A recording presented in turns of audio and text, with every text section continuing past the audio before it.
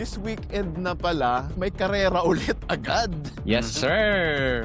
Saan tayo? Nice. Doon tayo sa kalupaan ng fish and chips. Hoy! Mga Breton! Yeah, let's go to Silverstone. Silverstone! Can I offer you a cup of tea? Mga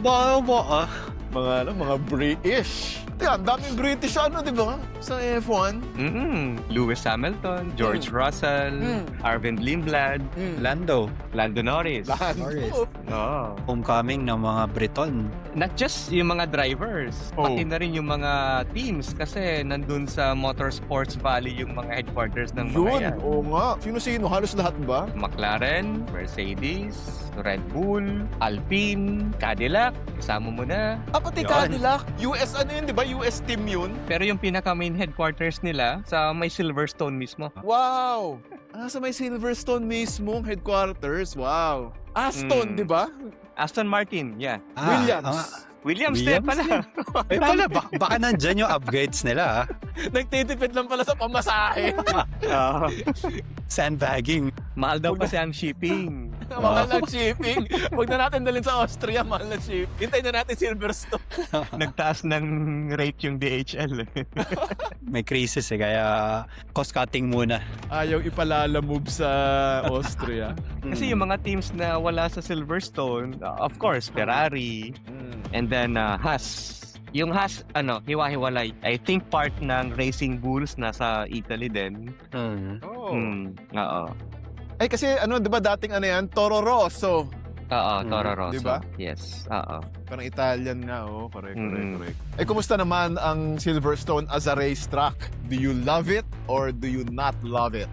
Siyempre, as, the first racetrack na ginawa yung Formula 1 race. Yung totoong Formula 1 race. Historical to. Kasama niya ng Monaco. Silverstone, Monaco.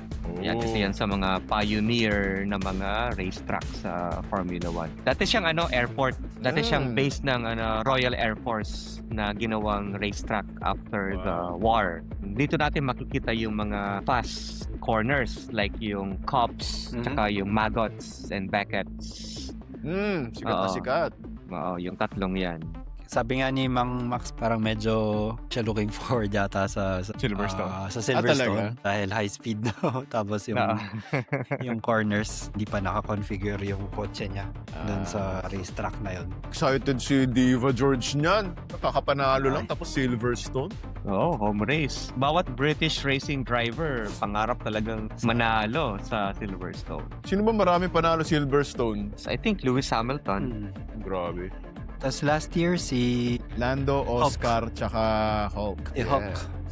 Through goes Hamilton. Doon ba nangyari? Yes. Silverstone. Sa Silverstone. Grabe. Yung nanalo si Hamilton na sabog na yung isang gulong niya. Saan ba yun? Dito rin sa Silverstone, yung tatlong gulong na lang yung inflated. Oo. Oo. Tsaka yung isa blowout. Oo. Sumabog. Panalo pa. Panalo pa. O, di ba? Parang tricycle driver lang. Hindi ko kailangan ng F1 car. Kahit tricycle. May tatawid ko. Inyo na tong isang gulong. Grabe, tatlong gulong, tinawid, finish line. Given na malawak yung history ng British Grand Prix, yung atmosphere talaga dyan, yung lahat na pumupunta ng Silverstone, mga racing fans yan, lahat ng mga yan. Hindi yan tulad ng Monaco na mga celebrity, na mga pa-picture-picture, mga ganyan. Yung mga tao sa Silverstone talaga, mga Purist racing enthusiasts na talaga yan. They're going to Silverstone to see racing. Hindi yung spectacle. Yeah. To feel the history, di ba? Silverstone, UK. O dito na yan. Kita-kits Silverstone